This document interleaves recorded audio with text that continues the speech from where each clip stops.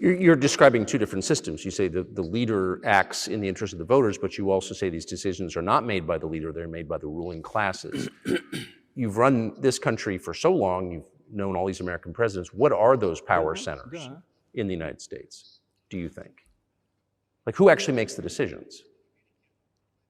Я не знаю. Это Америка сложная страна, такая очень, с одной стороны, консервативная. I don't know.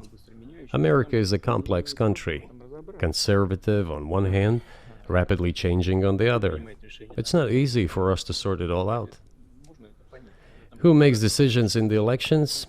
Is it possible to understand this when each state has its own legislation? Each state regulates itself?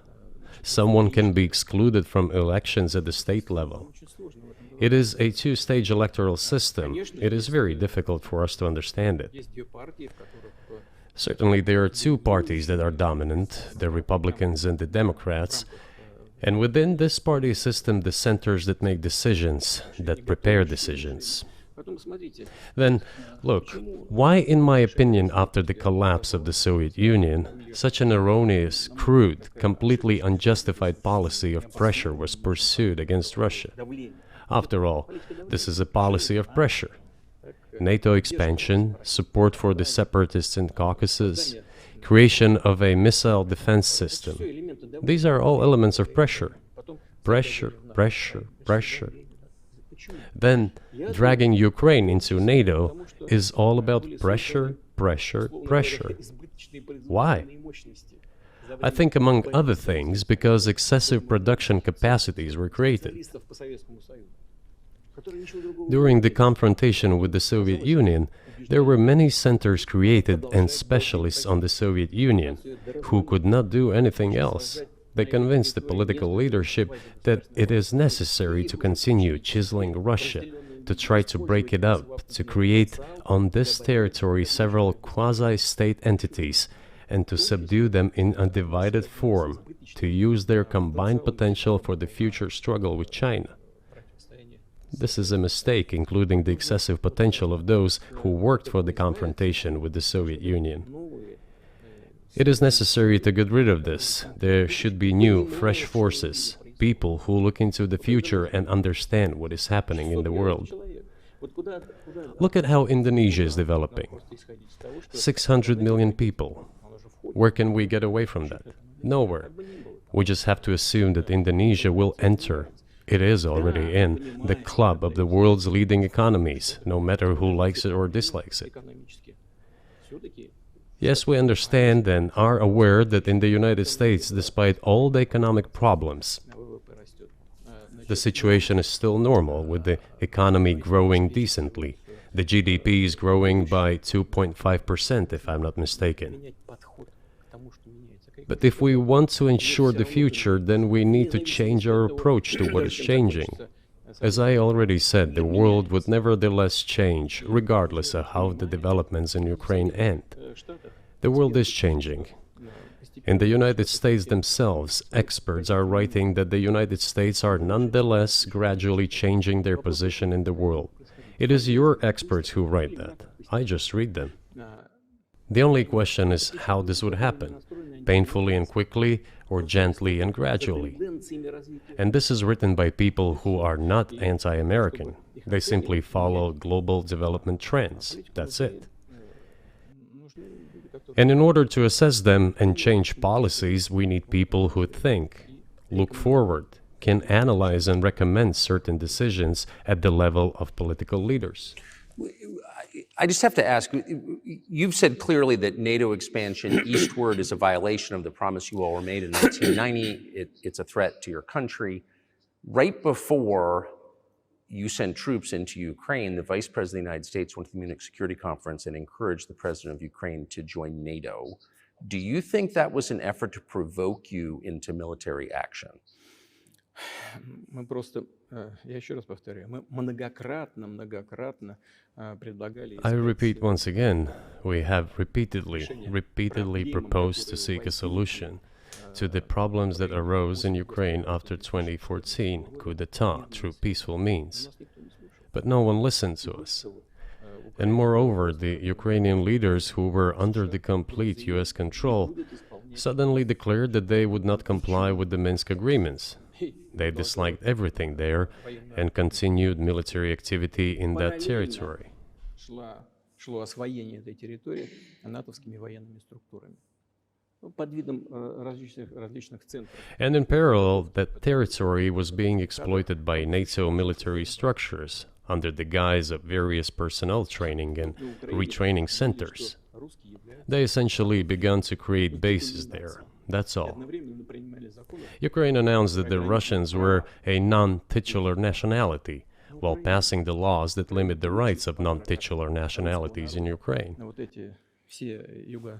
Ukraine, having received all these southeastern territories as a gift from the Russian people, suddenly announced that the Russians were a non-titular nationality in that territory. Is that normal? All this put together led to the decision to end the war that neo-Nazis started in Ukraine in 2014. Do you think Zelensky has the freedom to negotiate a settlement to this conflict?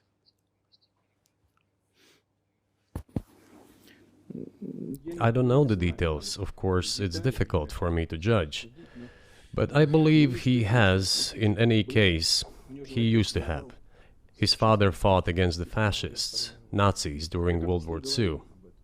I once talked to him about this. I said, Volodya, what are you doing? Why are you supporting neo-Nazis in Ukraine today, while your father fought against fascism? He was a frontline soldier. I will not tell you what he answered. This is a separate topic, and I think it's incorrect for me to do so. But as to the freedom of choice, why not? He came to power on the expectations of Ukrainian people that he would lead Ukraine to peace. He talked about this. It was thanks to this that he won the elections overwhelmingly. But then, when he came to power, in my opinion, he realized two things. Firstly, it is better not to clash with neo-Nazis and nationalists, because they are aggressive and very active. You can expect anything from them. And secondly, the US-led West supports them and will always support those who antagonize with Russia. It is beneficial and safe. So he took the relevant position despite promising his people to end the war in Ukraine. He deceived his voters. But do you think at this point, as of February 2024, he has the latitude, the freedom to speak with you or your government directly about putting an end to this, which clearly isn't helping his country or the world? Can he do that, do you think? Ну, а почему нет? Он же Why считается not? главой государства. He considers himself head of state. He won the elections. Although we believe in Russia that the coup d'etat is the primary source of power for everything that happened after 2014. And in this sense, even today, government is flawed. But he considers himself the president, and he is recognized by the United States, all of Europe, and practically the rest of the world in such a capacity. Why not? He can. We negotiated with Ukraine in Istanbul. We agreed. He was aware of this. Moreover, the negotiation group leader, Mr. Arahamiya is his last name, I believe still heads the faction of the ruling party, the party of the president in the Rada. He still heads the presidential faction in the Rada, the country's parliament. He still sits there. He even put his preliminary signature on the document I am telling you about. But then he publicly stated to the whole world, we were ready to sign this document, but Mr. Johnson, then the Prime Minister of Great Britain, came and dissuaded us from doing this, saying it was better to fight Russia. They would give everything needed for us to return what was lost during the clashes with Russia. And we agreed with this proposal. Look, his statement has been published. He said it publicly. Can they return to this or not? The question is, do they want it or not? Further on, President of Ukraine issued a decree prohibiting negotiations with us. Let him cancel that decree, and that's it. We have never refused negotiations, indeed. We hear all the time, is Russia ready? Yes, we have not refused. It was them who publicly refused. Well, let him cancel his decree and enter into negotiations. We have never refused. And the fact that they obeyed the demand or persuasion of Mr. Johnson, the former Prime Minister of Great Britain, seems ridiculous and very sad to me.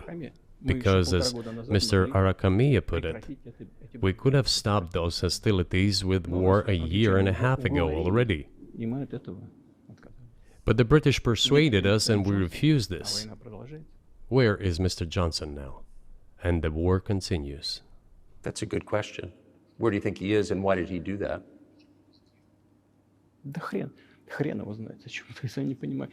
Hell knows. I don't understand it myself. There was a general starting point. For some reason, everyone had the illusion that Russia could be defeated on the battlefield. Because of arrogance, because of a pure heart, but not because of a great mind.